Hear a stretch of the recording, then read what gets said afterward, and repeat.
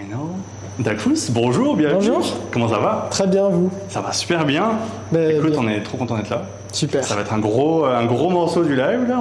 Il fait chaud. Moi, oui, c'est un local tropical. En fait, on est dans les locaux qui sont dans les coulisses du biodôme et puis dans lesquels on a des espèces de reptiles et d'amphibiens. Et ce matin, on va découvrir avec vous deux espèces, la tortue des bois et la rainette faugrillon, et vous expliquer un petit peu les efforts que fait le biodôme pour la conservation de ces espèces. Très cool. Et toi, tu es conseiller scientifique, c'est ça, au biodôme? C'est ça. Je suis conseiller scientifique et conservateur des reptiles, amphibiens, poissons et invertébrés au biodôme. Très cool.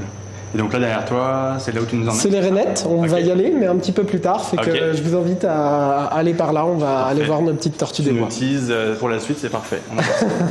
Fait que dans ce local-là, on a des jeunes tortues des bois qui font partie d'un programme de bon départ. Donc l'idée avec ça, c'est vraiment d'essayer d'aider les populations de tortues des bois en leur donnant un petit coup de pouce pour se maintenir. Donc là, c'est très hypnotisant. Je pourrais passer des heures et des heures, je pense, ici, honnêtement. Là, c'est des jeunes tortues qui viennent de la région du Témiscouata, que le biodôme a reçu l'an passé. Donc en fait, ces tortues, les premières étapes de leur vie sont vraiment critiques, et c'est là qu'elles ont le plus de risques, notamment les nids qu'elles pondent peuvent être prédatées, dévorées par divers prédateurs comme les ratons laveurs, les loutres, etc. Donc ce qu'on fait en collaboration avec nos collègues du ministère de l'Environnement, de la lutte contre les changements climatiques et de la faune, c'est qu'ils vont collecter les œufs des tortues. Ils surveillent les sites de ponte en fait, des tortues avec des caméras. Quand ils voient qu'elles pondent, ils vont récolter les œufs, puis ils vont les incuber en laboratoire. Et puis une fois les jeunes tortues écloses, ils vont les amener au biodôme, et nous on va les installer ici et puis s'en occuper pour une durée d'environ 1 à 2 ans avant de les retourner dans leur milieu d'origine. Le gros avantage qu'a cette méthode de bon départ, c'est que ça va augmenter de beaucoup leur survie. Avant d'être retournées, quand on les retourne, elles sont beaucoup plus grosses, et puis ça leur donne beaucoup plus de chances de s'en sortir dans le milieu naturel, fait qu'on supporte la population comme ça. Alors là, elles ont tout un petit programme aujourd'hui, les tortues, et là, pour elles, c'est l'heure du repas. Donc, parfait. On a Linda Petto qui est avec nous, qui est technicienne en soins animaliers, et puis qui va leur donner leur repas. Fait qu'on peut regarder ça avec vous. C'est cool. Et ensuite, on va aller voir un petit peu comment est-ce que ces tortues-là font de l'exercice. Ok. Donc on les fait manger, et après un petit peu d'exercice. Parfait, ça. C'est pas les mêmes qui font l'exercice, il y a toute une alternance, mais il va y avoir les deux. Alors, je vais leur donner des vers de terre. Okay. J'ai mesuré 135 grammes de vers de terre pour chaque bac qui contient 10 tortues. Okay. Alors, vous voyez, ils savent déjà que je vais nourrir, elles s'en viennent un peu vers moi. Je vais enlever les feuilles pour que ça soit plus facile pour moi de les nourrir et de les voir manger. Pourquoi on les appelle les tortues des bois? En fait, c'est parmi les tortues du Québec, c'est la plus terrestre des tortues semi-aquatiques qu'on a ici, et c'est une espèce qui est toujours quand même relativement proche des cours d'eau, mais qui va s'aventurer plus loin que les rives pour aller s'alimenter pendant la période où elle est active, donc à peu près du printemps jusqu'à l'automne. Okay.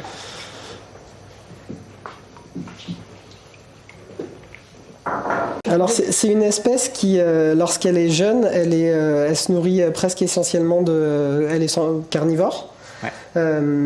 Puis, comme beaucoup d'autres espèces, sa diète, son régime alimentaire va changer lorsqu'elles grandissent, pour arriver à un régime alimentaire un petit peu plus varié, qui va inclure des baies, des fruits, etc. Les tortues des bois peuvent vivre jusqu'à quel âge? Mais en milieu naturel, ce qui a été le record est à peu près de 30 ans, et puis ça peut être plus que ça en captivité, avec au-delà de 40 ans. Ici, on a une tortue qui a une trentaine d'années. Ok. Fait que là, vous avez vu les jeunes, et puis vous pouvez voir à quoi ça ressemble quand elles sont un petit peu plus vieilles. Alors là, c'est le temps des légumes pour nos tortues des bois.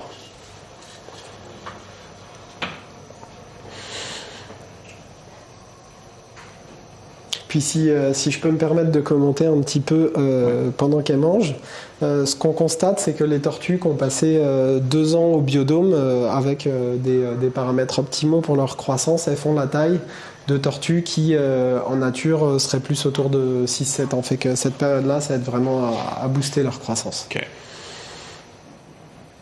Donc vraiment un bon gros soutien pour qu'elles puissent se développer correctement. Madame Andréane nous demande, est-ce qu'elles sont difficiles à élever? Est-ce qu'on pourrait en avoir comme animal de compagnie? On pourrait, mais toutes les espèces de tortues au Québec sont protégées par la loi sur la conservation de la faune. Okay. Et justement, une des choses qui met en danger ces populations de tortues, c'est que c'est des beaux petits animaux qui sont pas forcément très farouches. Fait que parfois elles sont ramassées, mais ce que vous pouvez faire pour aider ces tortues, c'est justement pas ramasser les individus comme ça qu'on voit en nature. Et à l'inverse, si vous avez des tortues à la maison qui font partie des espèces qu'on peut garder à la maison, qui viennent pas du Québec, pas les relâcher dans la nature parce qu'elles peuvent rentrer en compétition avec les espèces qu'on a ici. Et puis donc là elles vont bien manger. Mais pour avoir des tortues en bonne santé, en plus de la bonne alimentation, il ne faut pas oublier de faire de l'exercice. Oui. Fait que c'est ce que je vous montrerai maintenant. On va juste les regarder un petit peu une dernière fois avant de repartir. Problème.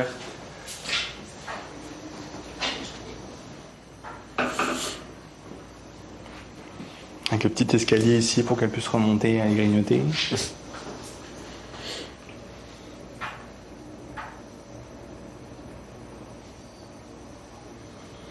Combien de sortes de tortues existent-ils au Québec?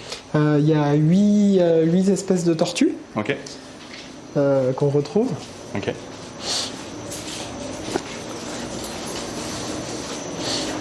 Celle qu'on voit les plus couramment, c'est probablement la tortue peinte, qu'on voit souvent se ramasser sur des souches sur les rivières, ruisseaux, et puis qui ont tendance à se jeter à l'eau dès qu'on s'approche.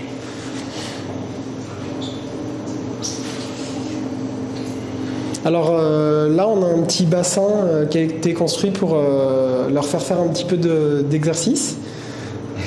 Les tortues des bois se retrouvent dans des rivières dans lesquelles il y a pas mal de courants en fait. Donc là, l'idée c'est vraiment de les exposer au milieu naturel. Elles aient déjà été exposées à ces conditions qui leur demandent de nager quand même assez vigoureusement. Donc, elles sont mises à l'exercice plusieurs fois par semaine. Okay. C'est leur petit cours d'éducation physique.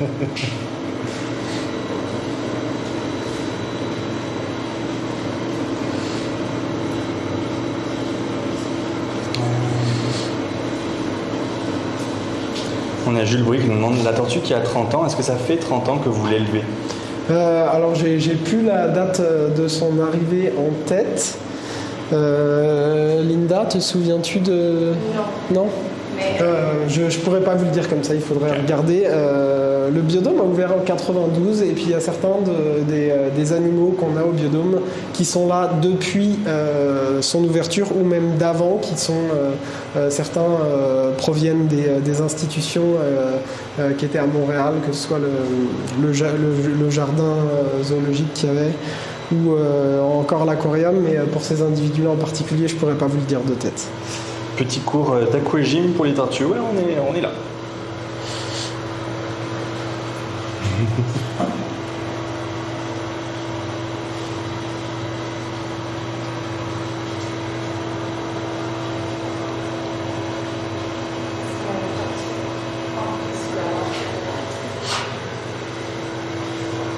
Donc là, tu disais ici que c'était un projet pilote, c'est ça? Oui, c'est vraiment pour voir comment elles vont utiliser cet environnement qui est un petit peu plus grand. Il y a moins de tortues par installation, et puis elles ont un côté complètement terrestre plus grand, etc. Fait que si on voit qu'il y a vraiment des bénéfices à les garder comme ça, c'est quelque chose qu'on pourrait essayer de mettre en place pour tous nos individus.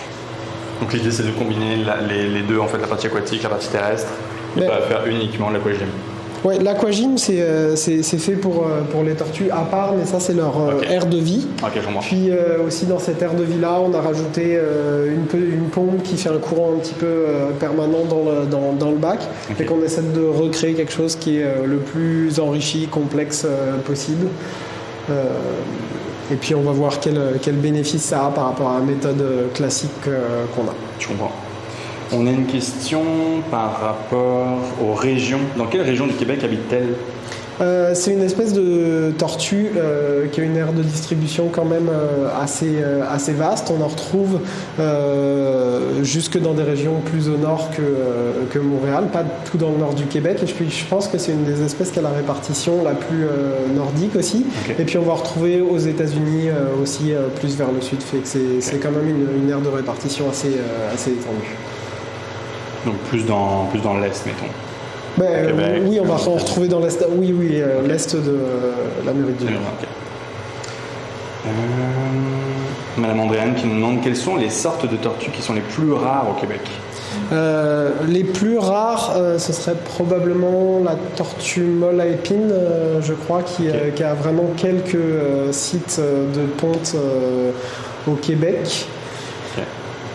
Sinon, il y a des espèces de tortues qu'on va voir peut-être un petit peu moins au Québec parce qu'on les retrouve un petit peu plus dans l'ouest aussi, mais pour lesquelles il y a quelques occurrences. Okay. Et puis après, c'est sûr que la tortue des bois, on en voit quand même, mais c'est une espèce qui présente aussi des petites difficultés au niveau de certaines populations, d'où notre programme ici. Je te dis, on a beaucoup de questions. Est-ce qu'elles ont un moyen de se camoufler? Elles peuvent s'enfuir, et puis je pense que dans le bac là-bas, on a une tortue qui s'est un petit peu qui s'est cachée. Alors, on peut essayer d'aller la voir. Ça se peut que ça coupe, les amis. On avance. Ok. Fait qu'ici, il y en a une qui s'est un petit peu enfouie dans le substrat. Oh, c'est bon, on est toujours en live. Ouais. Oh. Ah oui, juste ici, ouais. Et puis après, c'est des animaux qui bernent quand même du mois d'octobre jusqu'au mois de mai, fait que pendant leur hibernation, elles vont aussi s'enfouir et puis pas être forcément visibles. Elles peuvent atteindre jusqu'à quelle taille? Les individus qu'on a vus tout à l'heure, adultes, qui avaient environ 30 ans, ça donne une bonne idée de la taille que ça peut atteindre. Okay. Alors celles-ci ont été élevées au biodôme, fait que leur taille ne reflète pas nécessairement 100% de ce qu'on peut voir en milieu naturel. Ça se peut qu'elles soient un petit peu plus grandes, mais comme beaucoup de reptiles, comme beaucoup d'espèces de reptiles, il y a une croissance continue, fait qu'ils vont continuer à grandir presque toute leur vie. Ok. Est-ce qu'on peut voir des relations entre les tortues, certaines qui sont amies et d'autres qui s'aiment moins? Alors ça c'est une... je ne sais pas si on pourrait dire amies, etc. mais il peut y avoir des interactions entre les individus. Et puis c'est quelque chose qu'on va regarder un petit peu dans ce projet pilote. On va aussi regarder un petit peu le comportement des différentes tortues, okay. Savoir s'il y en a qui sont un petit peu plus braves que les autres par rapport à certaines choses, si on les expose à par exemple un être humain, comment est-ce qu'elles vont se comporter, est-ce que certaines vont avoir moins peur, etc. Fait que c'est le genre de choses qu'on peut voir. Qu'est-ce qu'elles mangent en forêt? Elles vont manger des baies, des petits invertébrés, des insectes. Ce qu'elles trouvent, elles ont une diète qui est quand même assez variée. Elles mangent aussi des vers de terre en étant adultes. D'ailleurs, il y a quelque chose d'assez remarquable à cet égard, c'est qu'elles utilisent parfois une technique pour faire sortir les vers de terre, c'est-à-dire qu'avec leurs pattes, elles vont taper sur le sol, ça va faire sortir les vers et puis elles vont pouvoir les cueillir. Smart, très smart.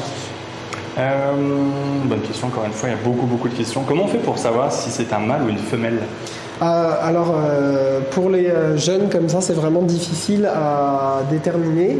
Pour les plus vieilles, on peut regarder la forme de la carapace qui n'a pas tout à fait la même forme. Et puis on peut regarder aussi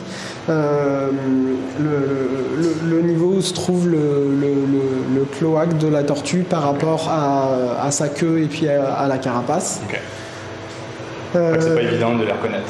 Quand elles sont jeunes, non. Quand elles sont plus vieilles, ça peut se voir plus facilement. Puis l'autre chose, et ça c'est un fait intéressant, c'est que la plupart des espèces de tortues, le sexe de l'individu va être déterminé par la température à laquelle les œufs vont être incubés.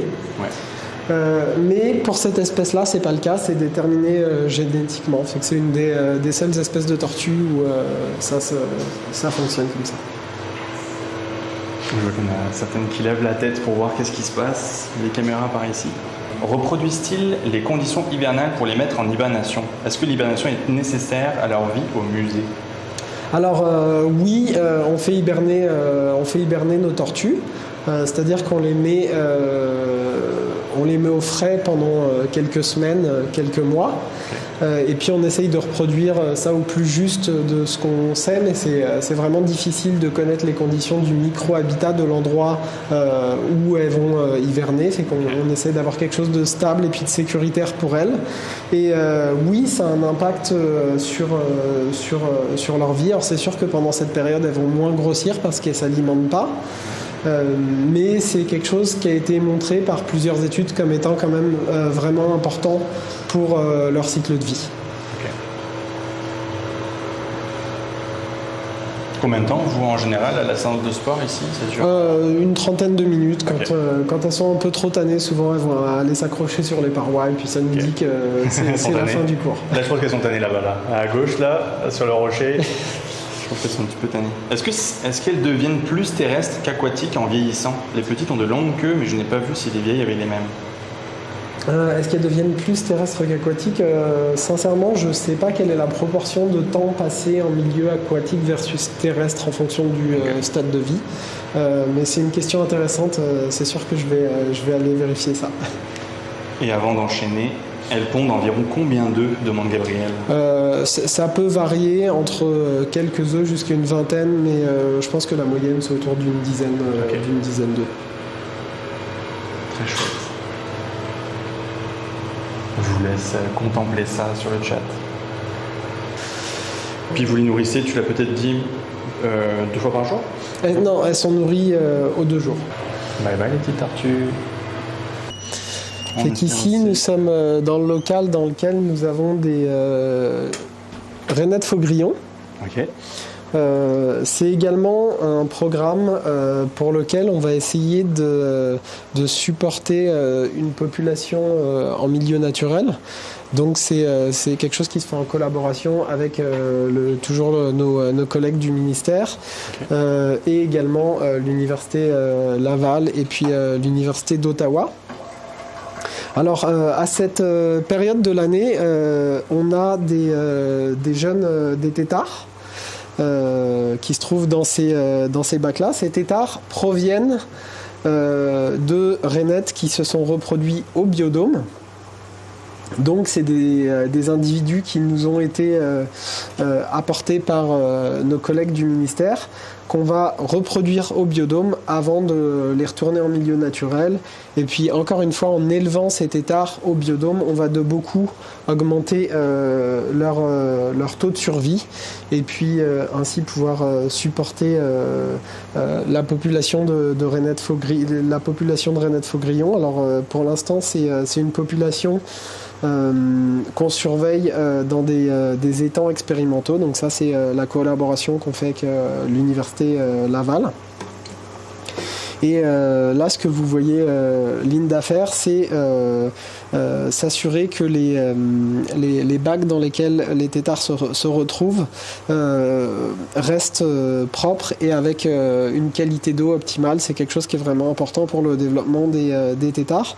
Fait qu'il faut les nourrir, mais ensuite il faut retirer un petit peu toute la nourriture qui n'a pas été mangée. tout en laissant un petit peu les petites algues qui s'accrochent sur le fond parce que ça fait partie de la nourriture des têtards. En dehors de ces petites algues, on leur offre une nourriture qui est variée, qui est composée de zooplancton, de phytoplancton, de petites pastilles ou de flocons qu'on peut donner parfois aux poissons, et également de végétaux comme du chou kale. Alors, là on n'a pas mis, mais c'est aussi quelque chose qu'on peut leur donner. Donc là c'est des pontes qui datent du mois d'avril. Okay. Ça va prendre quelques semaines pour passer de ce stade de têtards qui sont très petits. Vous avez pu le voir, ça peut être surprenant de voir. Et puis là, ils ont quand même grossi par rapport au moment où ils ont éclos. C'est vraiment des tout petits têtards.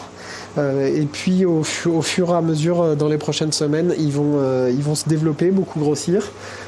Et se transformer se métamorphoser en grenouillettes dans quelques semaines.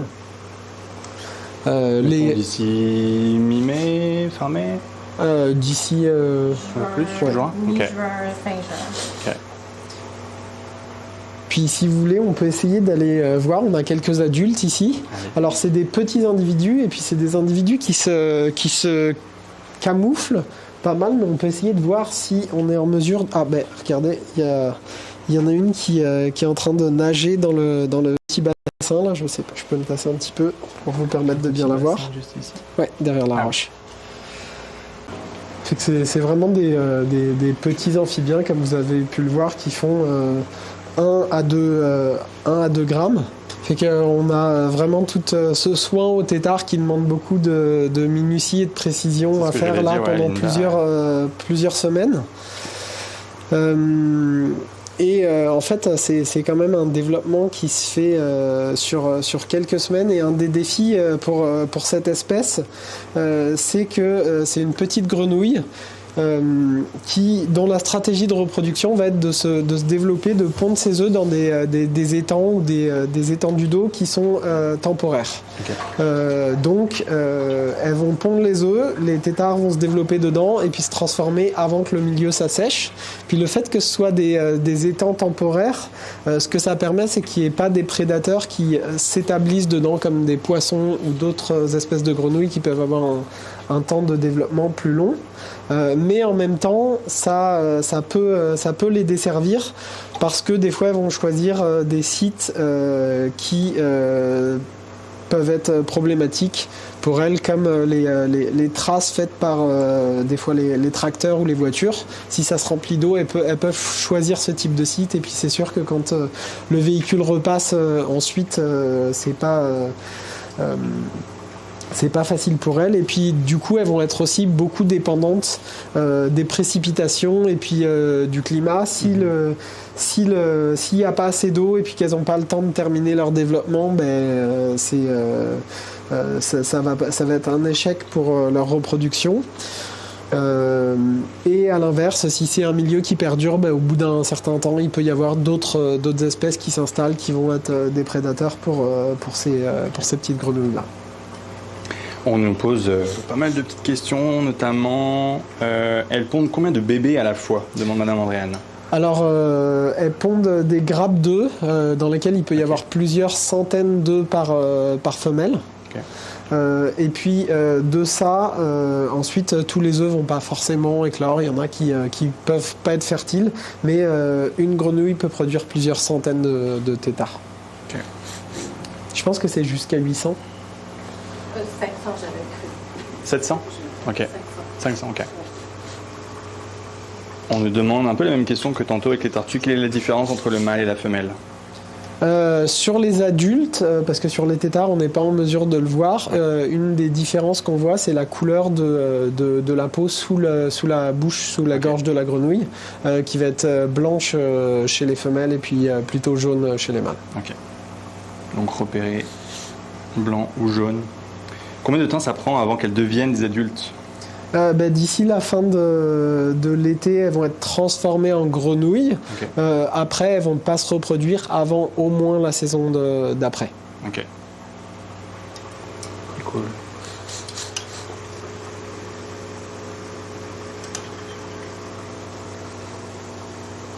Pour vous donner une petite idée, les individus que vous avez peut-être vus dans les terrariums, c'est des individus qui datent de l'an passé. Ok. Donc qui ont à peu près un an. Là. Ok.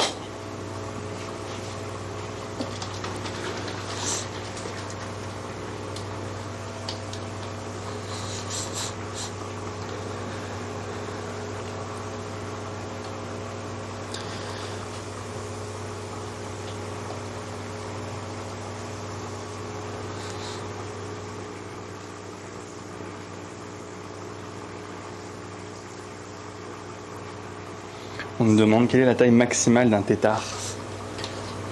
Avant qu'ils se transforment, ils doivent faire... alors, je n'ai pas le chiffre exact, mais je dirais autour de 2 cm. J'aurais pensé, c'est de mémoire, peut-être une quinzaine de millimètres. Ok. 1 à 2 cm. Okay.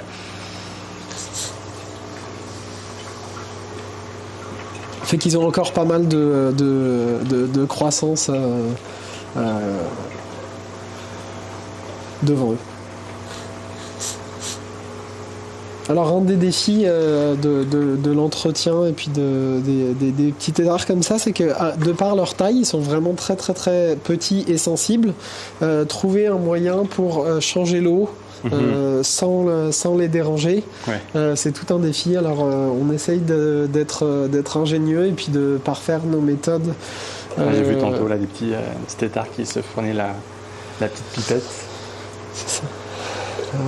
Fait que c'est vraiment des choses qu'on essaie de parfaire, mais toutes les méthodes automatiques qu'on a pu essayer fonctionnent pas aussi bien que le faire avec minutie et puis à la main finalement. Fait que...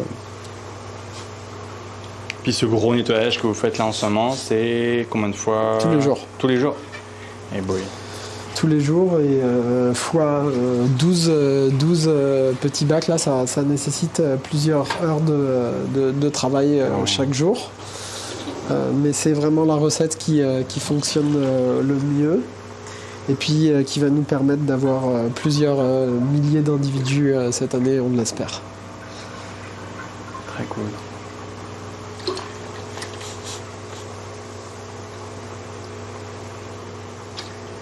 C'était quoi on nous demande la nourriture que tu donnais juste avant, c'était du phytoplancton, c'est ça que j'ai pu voir sur la petite bouteille? Oui, du phytoplancton, puis on va éventuellement, quand ils vont grandir, aussi offrir du zooplancton. Du zooplancton, ok. Des animaux microscopiques, alors que du phytoplancton, c'est des plantes microscopiques. Okay. Puis on a des flocons que peut-être certains donnent à leur petits poissons. À la maison. Et puis on a, comme Ryan a mentionné, une petite croquette à la spiruline, une forme d'algue. Ok. On va couper en petits morceaux. Et puis d'autres croquettes toutes petites qui ont plus de protéines, donc de matière protéinique dedans. Quand ils vont grandir, pas tout de suite. Okay. Ils ne mangent pas assez encore. Ok. Très chouette. Il y a un effet assez relaxant, je sais pas, je suis un petit peu hypnotisé depuis tantôt avec les tortues, puis là maintenant ici. C'est très apaisant. Puis c'est sûr qu'au fur et à mesure de leur développement, on va aussi suivre le taux de survie des tétards, fait que c'est ça que vous avez un petit peu inscrit sur chaque bac, le nombre de tétards qu'il y a dedans, et au fur et à mesure qu'il y a des changements d'eau qui sont faits ou qu'il y a des transferts, on va essayer de les recompter pour voir comment ça évolue et puis s'assurer que tout va bien. Alors, on se rend difficilement compte là, mais il y a plusieurs centaines de tétards par bac. Ça fait du mal. Ce qui nous amène cette année, je pense qu'on a eu proche de 8000 tétards. Au niveau des chiffres, tu disais qu'on était sur une année... Qui, si tout continue à aller bien, ce qu'on espère être le cas, on a démarré avec plusieurs milliers de tétards et puis on devrait être en mesure de remettre sur les sites plusieurs milliers de rainettes. L'année dernière, on a mis Plus de 2000 ou proche de 2000 individus relâchés en nature, à la fois sous forme de grenouillettes, donc une fois qu'elles se sont transformées, et puis aussi quelques individus sous forme de têtards. C'est sûr que plus on est capable de les garder longtemps, plus ça doit augmenter leur chance de survie, parce que les grenouilles ont peut-être un petit peu moins de chances de se faire manger que des petits têtards. Mais c'est sûr qu'il y a un défi à avoir 5000 ou 3000 ou 2000 grenouilles au biodôme. C'est qu'on essaye toujours de trouver la bonne combinaison entre maximiser leur taux de survie, mais en même temps avoir une densité qui permet de leur offrir de bonnes conditions. Je comprends. On nous parle de durée de vie. Jusqu'à combien de temps peuvent-elles vivre ? Alors, c'est des individus qui peuvent vivre plusieurs années. 4, 5 ans. Par contre, c'est aussi une espèce qui a une aire de distribution qui est quand même plus large que juste le Québec. Et puis la question de savoir combien de temps elles peuvent vivre ici, c'est une question qui est plus difficile, et c'est une partie des travaux qui sont faits avec notre collègue de l'Université Laval. Je comprends.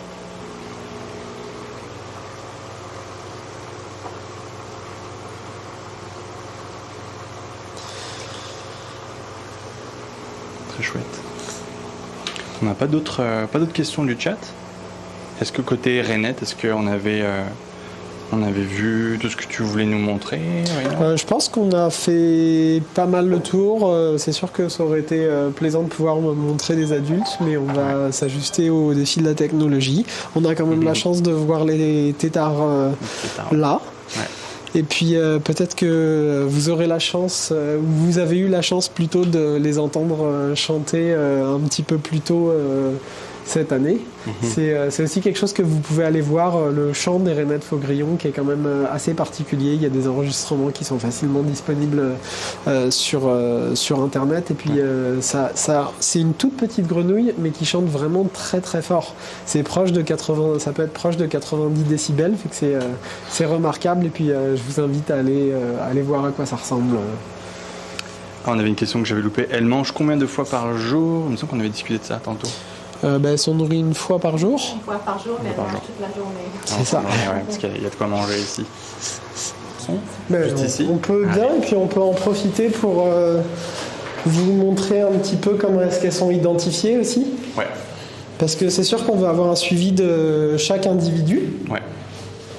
Alors, une des façons de s'assurer de ça, c'est qu'elles vont avoir un petit fil qui va être passé sur une des écailles du tour de la carapace. Okay. Et puis, en utilisant la combinaison de l'écaille et de la couleur du fil, ça nous permet d'avoir des identifiants individuels. Okay. Donc là, le fil est bleu. Sur la première écaille, fait qu'on leur a assigné un numéro, puis ça nous permet de dire que cette tortue ce serait bleu 1, celle-ci ce serait 1, rouge, etc. Et puis ça nous permet d'avoir des identifiants pour chaque individu. Ensuite, quand elles sont plus grosses, on va quand même leur mettre une micropuce. Comme ça, si jamais le fil s'en va, ou si pour les réidentifier plus tard sur le terrain, parce qu'il y a un suivi qui se fait par le ministère. Donc quand ils revoient une tortue, ils sont capables de savoir quel individu c'est, quel âge il a, de quelle cohorte il vient, etc. C'est une des petites méthodes qu'on fait pour leur suivi. Et puis là, effectivement, elles ont l'air d'être un petit peu tannées de leur exercice. Est-ce que cette technique-là, c'est une technique que vous utilisez, vous, ou est-ce que c'est assez répandu, que l'identification dans d'autres pays, est-ce que c'est comme ça que... Les méthodes d'identification, c'est quelque chose qui est assez répandu, surtout l'utilisation de micropuces, l'utilisation des écailles et puis des marques, c'est aussi quelque chose qui se fait. Alors il y a des petites variantes parfois, on peut mettre une petite tache de peinture ou de vernis, mais on essaye aussi d'éviter, quand elles vont être remises sur le terrain, des choses qui soient voyantes et puis qui pourraient les rendre plus voyantes vis-à-vis des prédateurs ou des humains. Fait qu'essayer de pas trop perturber, que la méthode de suivi perturbe pas trop leur vie. Je comprends. Les individus qui mangent des fruits et des légumes. Ça grignote là-bas. J'espère que ça va pas faire de connexion. On avance un petit peu. Ah oui. Après l'effort, le réconfort. Ça mange et ça mange. Bienvenue à ceux qui nous rejoignent. On est dans les coulisses du biodôme.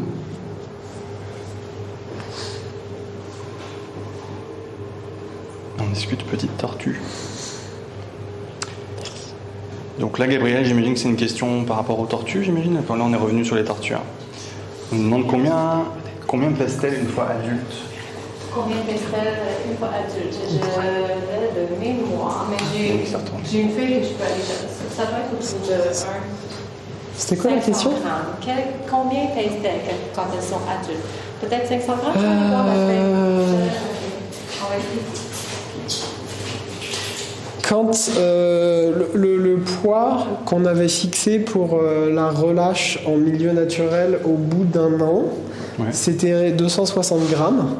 Et puis la raison pour ça, c'est que quand le programme a débuté, les individus, pas tous, mais une bonne partie, étaient équipés de radioémetteurs qui permettent de les localiser sur le terrain pour les suivre.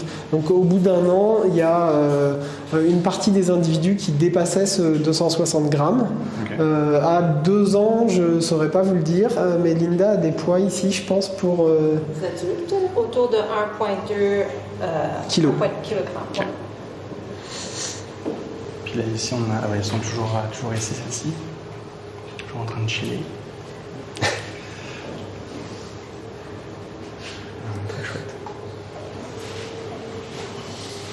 On me demandait, il y avait une question par rapport au pourquoi. Pourquoi doit-on la conserver, ces tortues-là? Pourquoi en fait un programme de conservation en biodôme? Je pense qu'il y a des personnes qui arrivent en cours de route. La première chose, c'est le constat que pour la plupart des populations de tortues au Québec, on n'a pas forcément des bonnes données sur l'état des populations, est-ce qu'elles vont bien, etc. Mais pour certaines, on sait qu'il peut y avoir des enjeux de recrutement dans la population, c'est-à-dire d'avoir des nouveaux individus qui rentrent et puis qui participent à la population. Fait que c'est cet enjeu-là qu'on essaye de contrer en supportant les populations. Okay. Puis l'autre aspect de ça, c'est que les individus qui sont à risque pour les populations de tortues, à cause de leur stratégie de reproduction, les tortues, en fait, ces espèces-là, elles vivent quand même de nombreuses années. Et puis, du coup, une tortue va pouvoir se reproduire plusieurs fois dans sa vie et puis donner naissance, si tout va bien, à plusieurs portées de petits. Malheureusement, les adultes en nature, ils ont quand même quelques prédateurs, mais ils sont beaucoup moins à risque que les jeunes tortues. Fait que la stratégie de reproduction des tortues, en tout cas des bois, est un petit peu basée là-dessus. C'est-à-dire qu'une fois qu'elles sont adultes, elles sont quand même un petit peu moins à risque. Okay. Par contre, ce qui fragilise ces populations, c'est notamment les collisions avec les véhicules. On l'a dit, c'est la tortue la plus terrestre de nos tortues semi-aquatiques. Donc elles se déplacent beaucoup plus. Des fois, elles choisissent des sites de ponte qui sont dans le sable qu'il y a sur les côtés des routes ou proches des ruisseaux. Du coup, elles sont plus à risque de collision avec les voitures. Alors, une des choses qu'on peut faire, c'est quand on se déplace dans des parcs, des zones qui sont proches des cours d'eau, etc., ralentir un petit peu, comme ça, si jamais il y a une tortue qui se balade, on a moins de risque de la percuter. Et puis si jamais elles sont percutées, il y a un site, le site carapace.ca, qui permet de signaler les collisions, les mortalités de tortues, et il y a également des centres qui prennent en charge les tortues blessées, comme le centre Éco-Nature. Okay. Si on voit une tortue dans la nature, mettons sur une route, entre autres, est-ce que tu nous conseilles de la prendre avec nos mains pour la déplacer, ou est-ce qu'on... Alors, on peut le signaler sur le site carapace.ca, et puis je pense qu'ils ont des lignes directrices sur la meilleure façon d'intervenir. Okay. Je pense que la première chose, c'est que personne ne se mette en danger du fait qu'il y ait une tortue sur la voie, et puis après de regarder. Je vous invite à aller voir sur le site carapace.ca. Parfait. Carapace.ca. Madame Andréane, mais tu en as déjà parlé, mais on va le répéter parce que je pense qu'il y avait plusieurs personnes qui se demandaient. Les prédateurs, quels sont ces prédateurs principaux? Le principal, c'est le raton laveur. Okay. Et puis, une des étapes qui est vraiment critique, c'est la ponte. Donc, il y a une très grande majorité des nids de tortues qui peuvent être dévorés par des prédateurs, dont les ratons laveurs, en dedans des fois de quelques minutes après la ponte. Des fois, c'est à se demander s'ils n'attendent pas presque la gueule ouverte que la tortue ponde.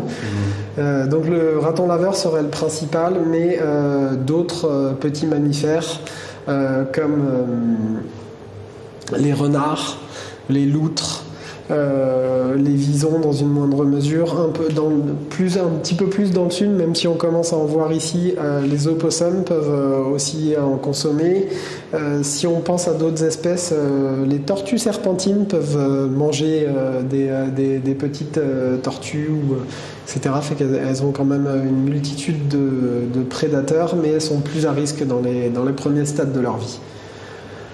Parce que si vous avez vu les adultes, là ça devient un petit peu plus coriace.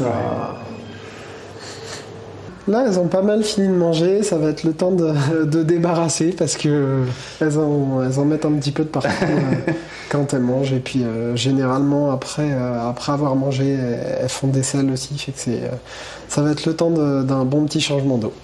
Est-ce que tu peux nous parler un petit peu de l'équipe derrière? Parce que c'est vrai qu'on a vu Linda, oui. On t'a rencontré aujourd'hui. Vous êtes combien dans les coulisses justement du Biodôme? C'est sûr que c'est quelque chose de collaboratif et qui pourrait pas se faire sans toutes les personnes qui travaillent ici. Alors, pour les tortues des bois, les tortues qui sont dans cette pièce et puis les tortues qui sont dans l'autre pièce, leurs soins sont donnés par deux équipes différentes. On a d'un côté Linda et puis ses deux collègues qui s'occupent des reptiles et amphibiens du Biodôme qui s'occupent des tortues de ce côté-là. Ouais. Et puis leur collègue qui s'occupe plus de la forêt tropicale qui s'occupe des tortues dans l'autre pièce. Ça fait qu'on a plusieurs techniciens en santé animale qui veillent aux soins quotidiens des tortues. Puis après, il y a aussi un petit peu toute la coordination du programme, des relâches, etc., dont je m'occupe en partie. Et puis tous nos collègues du ministère qui vont chercher les tortues sur le terrain, incubent les œufs, nous les apportent ici, fait que c'est vraiment un effort collaboratif. Puis c'est sûr que les animaux ne connaissent pas le 9 à 5, puis du lundi au vendredi. Oui. Donc le samedi, dimanche, jour férié, il faut être présent et il faut assurer que les animaux aient tout ce qu'ils ont besoin pour grandir et bien aller. Oui, effectivement, c'est sûr que mais ça vaut pour tous les animaux qui sont présents au Biodôme. Fait qu'effectivement, il y a des soins qui sont apportés chaque jour de la semaine, 365 jours par an. Très cool. Ça chill un petit peu ici. Après, il y a des périodes qui sont un petit peu plus chargées. C'est sûr que quand on a plusieurs milliers de... peut-être pas milliards, on aimerait ça, mais on n'est pas rendu là. Quand on a plusieurs milliers de têtards dont il faut s'occuper, ça prend plus de temps dans les journées. Il y a des périodes pour lesquelles c'est un petit peu plus calme, en tout cas pour ces projets-là. Donc tout le monde vient donner un petit coup de main pour ça, et puis ça fonctionne bien. Fait que la grosse période de l'année, c'est en ce moment-là pour vous? Pour les têtards, oui. C'est sûr que du côté des reptiles amphibiens, s'occuper de tous ces bacs de têtards, comme vous avez pu le voir, changer l'eau, les nourrir, nettoyer après, ça prend beaucoup de temps. Fait que tant qu'on a ces milliers de têtards, ça demande beaucoup de temps et de soins. Alors là, dans le fond, là où la tortue était se mettre, c'est un coin qu'on a aménagé pour qu'elle puisse avoir de la lumière UV et de la chaleur. Okay. Donc ça fait partie de leur mode de vie. Les tortues vont souvent se faire se trouver un coin chaud dans lequel elles vont pouvoir s'exposer au soleil et puis recevoir des UV et de la chaleur. Donc c'est ce qu'on recrée là dans leur environnement. Très chouette. J'ai une petite fiche ici que j'avais laissée là. Et le chat, dites-leur un dernier petit coucou.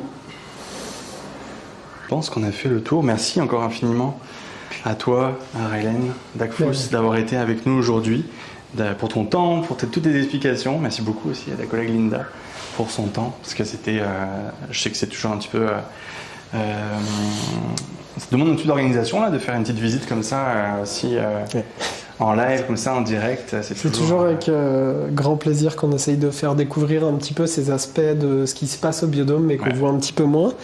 Puis à partir de du mois de mai, la mi-mai, vous devriez être en mesure, si vous venez faire un petit tour au Biodôme, de voir nos adultes tortues des bois dans la forêt laurentienne du Biodôme.